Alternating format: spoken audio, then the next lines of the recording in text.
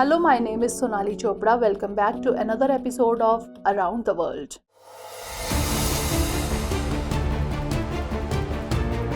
In the context of changing geopolitical landscape on the global stage, countries that maintain mutual cooperation often form groups together. One such group is the SCO, or the Shanghai Cooperation Organization, whose annual meeting was recently held in Astana, the capital of Kazakhstan. After the virtual event held in 2023, this year's summit is significant in many ways because Belarus has now joined the organization. With the inclusion of Belarus, it can be said that the SCO is now fully committed to its role as a multilateral representation of the new international order supported by China and Russia. Notably, while the heads of state from countries like China and Russia participated in this summit, Indian Prime Minister Narendra Modi was absent. Instead, India's representation at the SCO summit was through External Affairs Minister S. Jaishankar. In such a scenario, it is natural to question why the Indian Prime Minister did not participate in this year's SCO summit. Additionally, which country holds the most influence in this organization? Moreover, what challenges does India face within this organization? In today's episode, we will discuss these questions, but first, let's understand what the Shanghai Cooperation Organization is. The Shanghai Cooperation Organization, or SCO, began in 1996 as the Shanghai Five, which included China, Kazakhstan, Kyrgyzstan, Russia, and Tajikistan.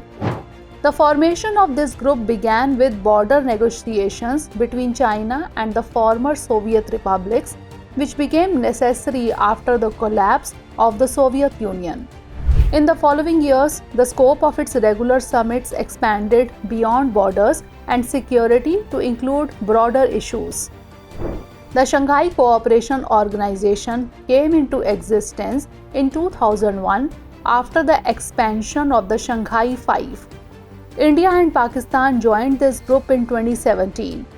During last year's virtually held summit, Iran became a member, and recently Belarus also became part of this group.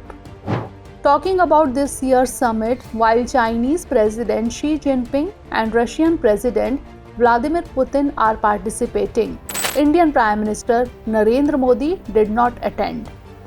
Instead, India's representation at the summit is through External Affairs Minister S. Jaishankar. According to media reports, Prime Minister Modi did not attend the summit due to the ongoing parliamentary session in the country. However, according to geopolitical experts, India wants to send a diplomatic message to China through this move. It is noteworthy that the reality of the relationship between China and India is no secret.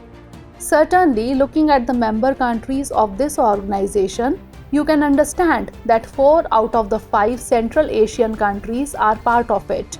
Russia has historical dominance over the Central Asian countries. The reason behind this is that these countries were formerly part of the Soviet Union. Russia has strong historical ties with the local elites and security establishments of Central Asian countries, and it has deeply embedded itself in the systems of these countries based on this strength. Additionally, Russia's inclusion of India in this organization was aimed at ensuring its stature in the region remains unchallenged. On the other hand, China strategically included Pakistan in the SCO to bolster its influence. Currently, it is evident that China's dominance within the SCO has been increasing year by year. According to experts, all this is the result of China's growing influence in Central Asia.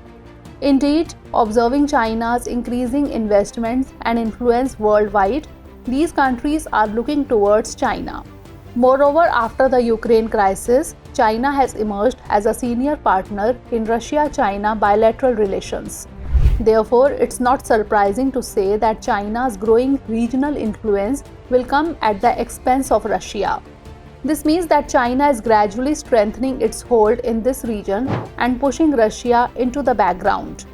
Meanwhile, India may face several challenges due to Russia's declining influence because when India joined this organization, it was believed that as the third largest country after Russia and China, India's influence in this organization would increase.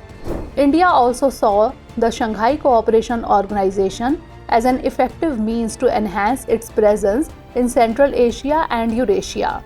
There is no doubt that India's relations with the Central Asian countries are better. However, China's growing influence has also impacted India's significance. On the other hand, China is trying to prove this organization as an anti-American platform like BRICS. China's ally Pakistan has been a member of this organization for some time, and the United States' adversary Iran is also a part of this group. In such a situation, preventing this organization from becoming an anti-West platform is also a big challenge for India. Nevertheless, it will be interesting to see how India confronts China's increasing influence within this group in the coming times. Now is the turn of Sunday special episode in which we talk about some other important international news. Recently, 𝐷𝐞𝐻 was sworn in as the Prime Minister of the Netherlands by Dutch King Willem-Alexander. Following this, 𝐞𝐻 assumed office, succeeding Prime Minister Mark Rutte. Let us tell you that along with 𝐞𝐻, the Dutch king also administered the oath to the new ministers and state secretaries. The ceremony was held at the Royal Palace Huis ten Bosch in The Hague. Notably, the Prime Minister was sworn in 7 months after the elections, which resulted in a broad right-wing coalition cabinet. It has promised to implement the country's strictest immigration policy. On July 1st, the presidency of the European Union was handed over to Hungary. The Hungarian government has stated that it is ready to assume the duties and responsibilities of operating the European Union. Let us tell you that the European Union is a group of 27 European countries. The European Five has 5 fundamental principles and values, which include freedom, democracy, equality, and the rule of law, and promoting peace and stability. The European Union was formed under the Maastricht Treaty, which came into force on November 1, 1993. It is worth noting that the European Union was awarded the Nobel Prize for Peace in 2012 for its efforts to promote peace and democracy in Europe. Recently, Russia assumed the presidency of the United Nations Security Council. Russia's appointment has raised controversy in many countries, especially in Ukraine. During its 1-month presidency, Russia aims to promote its national interest and present its perspective on global issues. Let us tell you that the United Nations Security Council was established in 1945 by the United Nations Charter. It is one of the 6 principal organs of the United Nations. It is primarily responsible for maintaining international peace and security. So viewers, let's pause the discussion here and take note of today's question. India is an important pillar in the Shanghai Cooperation Organization. Discuss.